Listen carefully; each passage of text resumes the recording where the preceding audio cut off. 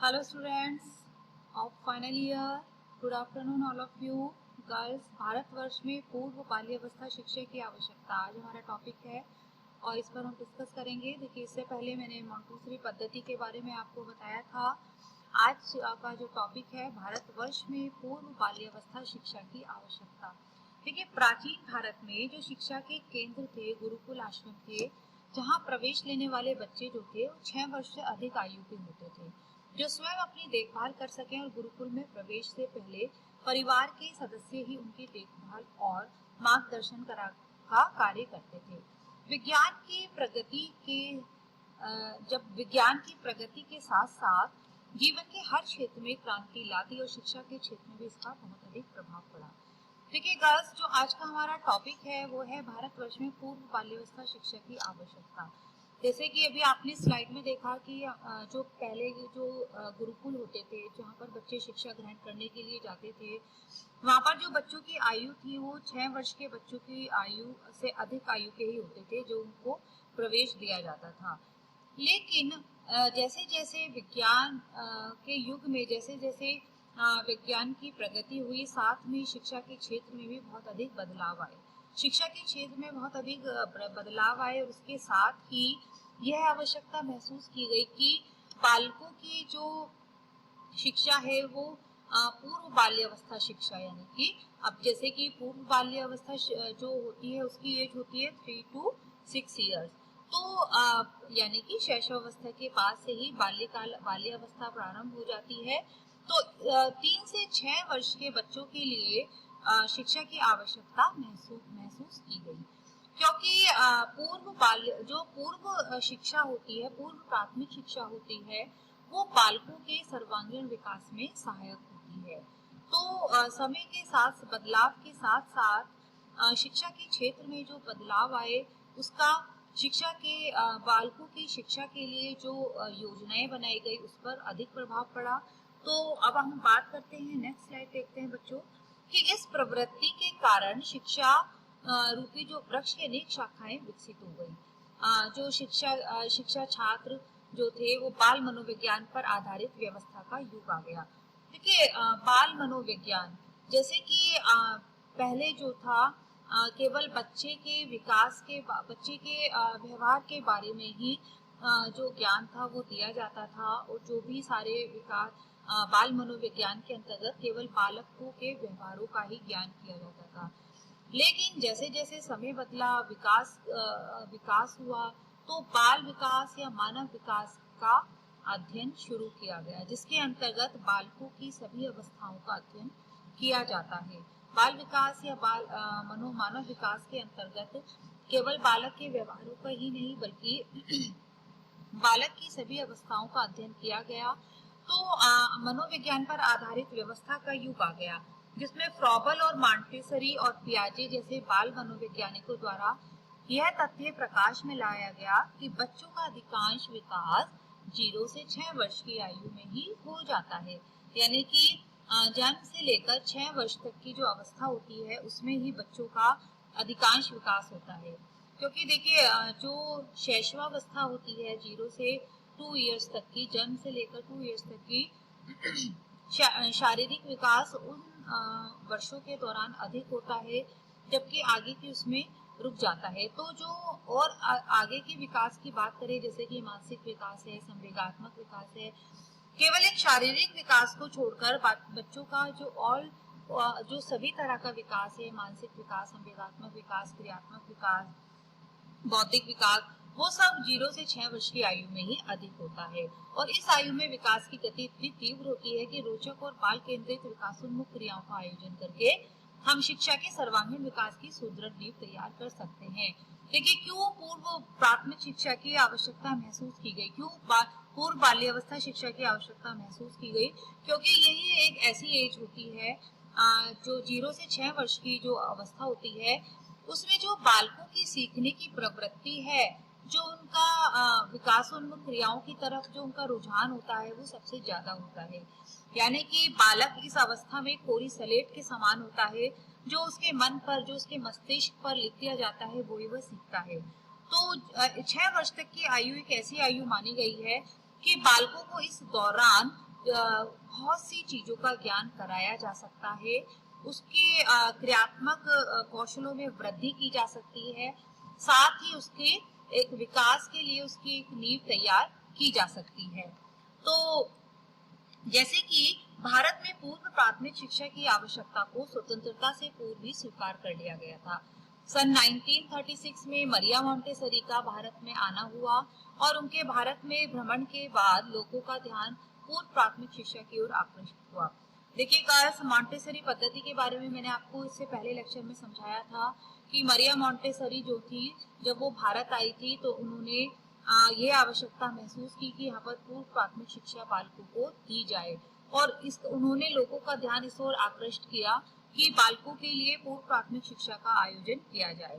साथ ही सन 1944 में sergeant commission की समिति की रिपोर्ट में पूर्व प्राथमिक शिक्षा को राष्ट्रीय शिक्षा प्रणाली का अनिवार्य अंग बनाने की संस्तुति भी की गई और आयोग का सुझाव ये हुआ कि देश में नर्सरी स्कूल खोले जाएं जहां शिशु शिक्षा केंद्र निशुल्क हो तथा जहां संस्कार युक्त सामाजिक अनुभव दिए जाएं। तो साथ ही मरिया मोंटेसरी के सहयोग के साथ साथ सार्जेंट कमीशन की रिपोर्ट में भी यही किया गया कि बच्चों के लिए बालवाड़ी केंद्र खोले जाएं, नर्सरी स्कूल खोले जाएं जहां बच्चों को निःशुल्क शिक्षा प्राप्त हो और जहां बच्चों का नैतिक विकास हो वहां उसको संस्कार युक्त सामाजिक अनुभव दिए जाएं, यानी कि उसको सामाजिक व्यवहार सिखाया जाए, वहां पर उसको अलग अलग तरह के कौशल उसको सिखाए जाएं खेल खेल के माध्यम से। तो भारत में जो पूर्व प्राथमिक शिक्षा की आवश्यकता है वो स्वतंत्रता पूर्व से ही हो चुकी थी। अब कोठारी आयोग ने सन 1946 में पूर्व प्राथमिक शिक्षा के महत्व को स्वीकार करते हुए सन 1986 तक 3 से 6 वर्ष के 50% बच्चों को इसे सुलभ कराने का लक्ष्य रखा। देखिए कोठारी आयोग ने 46 में पूर्व प्राथमिक शिक्षा के महत्व को स्वीकार कर लिया था और उन्होंने 86 तक 3 से जो 6 वर्ष के बालक थे, यानी कि 50% बच्चों का रेशो जो था उन्हें वो पूर्व प्राथमिक शिक्षा सुलभ कराने का उन्होंने लक्ष्य रखा कि कम से कम 50% बच्चे नर्सरी प्राथमिक शिक्षा को प्राप्त करें। और साथ ही कोठारी आयोग की पूर्व प्राथमिक शिक्षा के संबंध में जो संस्तुतियां उन्होंने दी थी वो इस तरह से है कि प्रत्येक राज्य शिक्षा संस्थान में पूर्व प्राथमिक शिक्षा विकास केंद्र हो, यानी कि प्रत्येक राज्य में जो शिक्षा संस्थान है उनमें पूर्व प्राथमिक विकास केंद्र अवश्य हो। नेक्स्ट है जनपदों में पूर्व प्राथमिक शिक्षा की देखरेख के लिए केंद्र खोले जाएं, यानी कि प्राथमिक शिक्षा की देखरेख यानी कि जो उनकी मॉनिटरिंग करते रहे वहाँ पर किस तरह से बच्चों को टीच कराया जा रहा है, वहाँ की शिक्षकों की संख्या कितनी है, वहाँ किस तरह से शिक्षा प्राप्त की जा रही है, तो ये भी एक इस तरह के केंद्र खोले जाएं। साथ ही पूर्व माध्यमिक शिक्षा के क्षेत्र में अनुसंधान किए जाए। ठीक है, पूर्व माध्यमिक शिक्षा यानी कि जब बच्चे पूर्व प्राथमिक शिक्षा प्राप्त करने के बाद माध्यमिक शिक्षा ग्रहण करते हैं तो उसके लिए भी अलग अलग तरह की योजनाएं बनाई जाए। साथ ही शिशु शिक्षा क्षेत्र में जो निजी संस्थाओं को प्रोत्साहित करके उन्हें राज्य सरकार द्वारा अनुदान दिया जाए, यानी कि कुछ ऐसी प्राइवेट इंस्टीट्यूट्स शिशु शिक्षा क्षेत्र को प्रोत्साहित करें, उन्हें खोलने के लिए प्रोत्साहित करें, साथ ही उनको राज्य सरकार द्वारा अनुदान दिया जाए। नेक्स्ट है गर्ल्स, पूर्व प्राथमिक शिक्षा पर इतना अधिक बल देने के कारण संपूर्ण देश, गांव, शहरों तथा गलियों में नर्सरी स्कूल खुलने लगे, जिससे शिशु के विकास पर अधिक ध्यान देकर लाभ को प्राथमिकता दी जाए। अधिकांश केंद्रों में पूर्व प्राथमिक शिक्षा के कार्यक्रम में एक रूपता भी नहीं है और वे इसके भौतिक और शैक्षिक मानक को भी पूरा नहीं कर पा रहे हैं। देखिए जैसे कि अभी भी कई तरह के कई संख्या में नर्सरी स्कूल खोले गए हैं, लेकिन कहीं कहीं उनके भौतिक और शैक्षिक मानक जो उनके शैक्षिक मानक है उनको पूरा नहीं कर पा रहे हैं। शिशु शिक्षा विकास कार्यक्रम में एक रूपता लाने के उद्देश्य से भारत सरकार ने 1974 में राष्ट्रीय बाल नीति की घोषणा की। तो 1974 में एक राष्ट्रीय बाल नीति की घोषणा की गई, जिसके अंतर्गत राष्ट्रीय बाल नीति के अनुसार 0 से 6 वर्ष के बच्चों को समान अवसरों की उपलब्धता सुनिश्चित कराने के लिए आईसीसीई कार्यक्रम को आवश्यक माना गया। Sorry girls.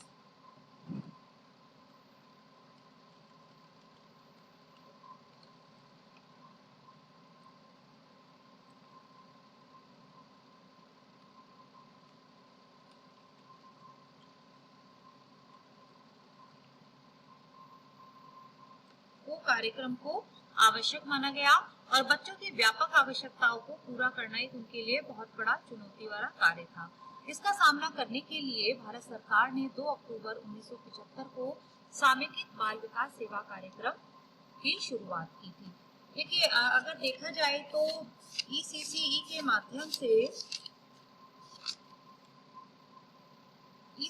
माध्यम से यानी कि एजुकेशनल प्रोग्राम जो थे उनके लिए जो है 1975 को समेकित बाल विकास सेवा कार्यक्रम की शुरुआत की गई। समेकित बाल विकास सेवा यानी कि बच्चों पर केंद्रित था ये प्रोग्राम और साथ ही राष्ट्रीय शिक्षा नीति 1986 तथा राष्ट्रीय कार्य योजना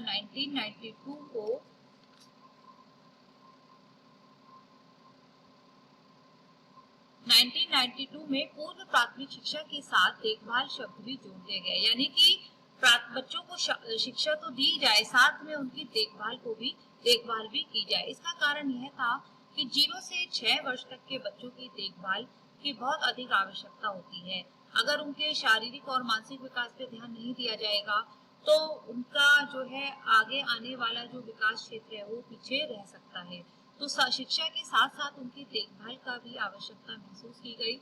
इसलिए बच्चों की शिक्षा के साथ साथ देखभाल करने हेतु ईसीसीई कार्यक्रम की आवश्यकता महसूस की गई, यानी कि early childhood care and education. देखिए, अर्ली चाइल्डहुड यानी कि पूर्व बाल्यावस्था, साथ ही केयर एंड एजुकेशन। तो ईसीसीई की full form early childhood care and education कार्यक्रम की आवश्यकता महसूस की गई। आज के युग में मानव अपने जीवकोपार्जन में इतना व्यस्त हो गया है कि वह अपने घर में बच्चों की देखभाल भली भांति नहीं कर सकता। देखिए, आजकल के समय को देखकर जैसे कि जो पेरेंट्स हैं वो ज्यादा ही बिजी शेड्यूल हो चुका है, तो ऐसे में बच्चों को नर्सरी स्कूल बच्चों को आजकल भेजा जाता है, जहाँ ढाई वर्ष के बाद ही बच्चों का एडमिशन करा दिया जाता है। साथ ही आजकल जैसे कि महिलाएं भी धन उपार्जन में व्यस्त हो गई हैं, तो इस दृष्टि से भी ईसीसीई की आवश्यकता और बढ़ गई है। देखिए, जहाँ चाइल्ड केयर सेंटर होते हैं या बच्चों को वहाँ पर एडमिशन करा दिया जाता है, जहाँ बच्चे शिक्षा के साथ साथ उनकी देखभाल भी की जाती है।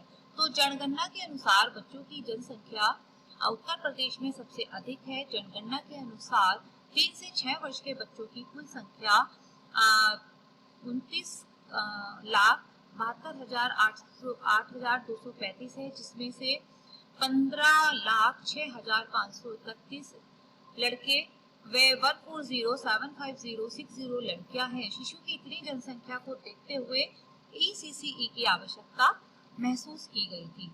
देखिए, अगर जनसंख्या के अनुसार अगर रेशियो लगाएं तो जैसे कि आपने पढ़ा कुल जनसंख्या 297,282,335 है, तो जिसमें इतने लड़के और इतनी लड़कियां हैं।